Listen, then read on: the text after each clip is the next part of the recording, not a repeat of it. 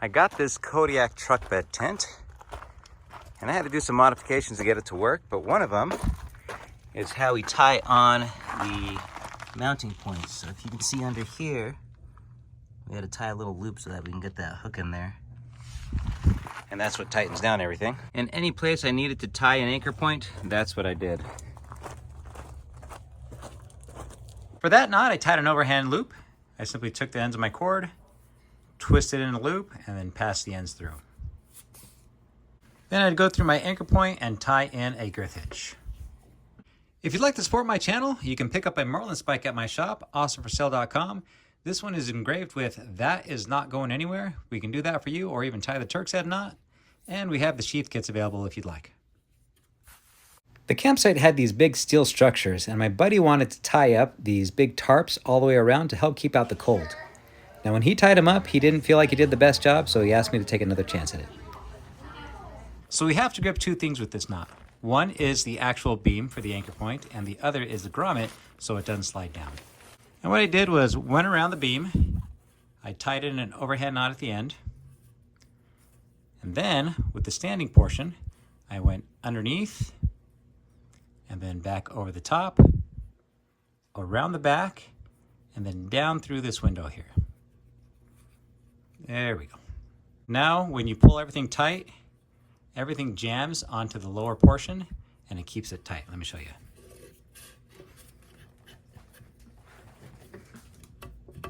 Now that's only one part of the system. We still need to get the grommet to stay in place.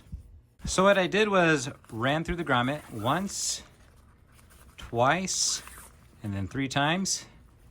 That creates enough friction in all our turns to keep it from sliding. And then I tied my Canadian jam knot. As I anchor this tarp, I want the tension to come from below. And so what I'll do is I'll take my strand and I'll pull up to get that tension. So down below is where I'll have my figure 8. So I'm already around my other strand. I'll go underneath, around, and then up through that window. I'm just tying a figure 8 knot around my strand. And this excess here, I'm going to take that out. I'm just going to chase it up. There we go. And then bring this back down. That way we don't have so much room left. We'll take our tarp, place it where we want it. Our Canadian jam knot is going to go up. There we go. This wood is more slick than the rusted iron beam, and so if I needed more friction, I would just go around twice before I did my Canadian jam knot. But to finish this off, I would take my free end and I'd pull in just a couple half hitches. There we go. And this is what we tied every grommet with. He also had these 6 hammock swings he wanted tied up. I went around my beam and pulled in a bite. Then with the other side, I went through, I went around, and then I pulled up my other end and I went underneath. This is a simple sheet bend. It's very similar to the bowline, if you can see that. But to add a little extra security, I gave myself a little more room and I went around another turn. And this is what it looked like. There we go. As far as the knot to hold their weight, everything worked just fine. But once they started swinging, you can see that the sawing motion up top was starting to wear the rope out.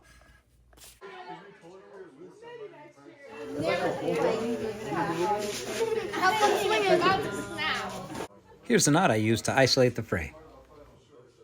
As far as isolating the damage in the rope, I took one side and I rolled it in, did the same thing with the other side, rolled it in. With these 2 loops, I just threaded through the damaged portion and then I pulled it tight. This held up just fine. It looks like an alpine butterfly, but it's actually not. An alpine butterfly, you can't take one side and just pull it off the loop. I'll show you what that looks like. Here's my favorite way to tie an alpine butterfly. You go around your pinky, go around your grip, and then you'll take your turn here and you'll pass it from the back and then right into that window you made. There you go, let's pull this tight. Now let's compare these two. And you can see the difference where if I take this one, I can undo it. It's almost just like 2 overhand knots, like a slip knot. This one, you can't just take your rope and try to throw it off the top. The Alpine butterfly knot is superior, but if you're working with a limited amount of rope in a confined space, this has also worked for me. To help prevent the fraying, Russ had the idea of tying the rope together right underneath the beam. So the thought was, what if we brought these two ends together and then the swing would have a new pivot point instead of on the beam. To bring these two ropes together without untying everything, I did a sheep end on a bite. I pulled in a bite on the blue side, and then the red side I treated as an individual strand. So I just went through and then around and underneath. There it is. Now we don't want it far away from the beam. We want it as close as we can. So before I put the tension on it, I just pulled until it was nice and snug up to the beam, and then I pulled in the other side.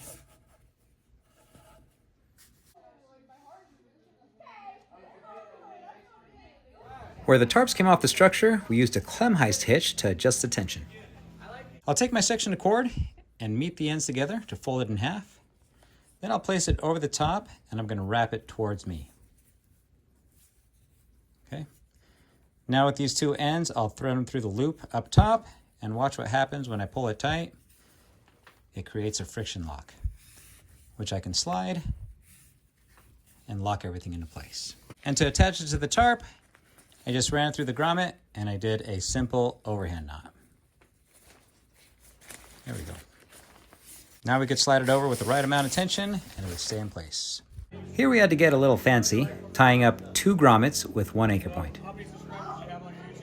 Imagine there's a grommet on both sides.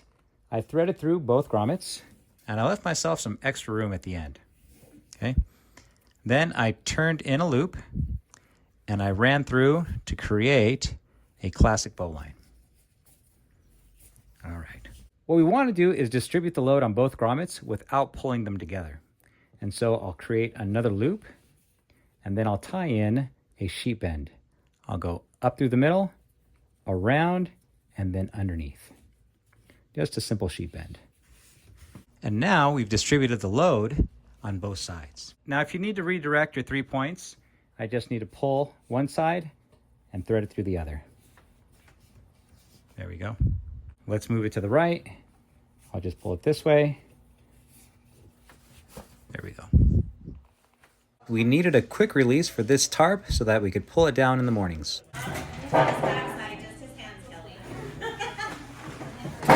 Here's the last one I'll show you. It's a quick release. You can tie it under tension. You'll take a bite in your left hand and then you'll wrap it around once, twice, 3 times. You want enough of a window so that you can take another bite and pass it through over to this side. Then you collapse it down, and then this will stay put until you need to undo it. You'll pull on that little tag right there. Big shout out to my good friend Steven. He was a camp chef during this trip. We definitely did not go hungry. I got to document this so I can send it to Laura. This is how we camp? Yeah.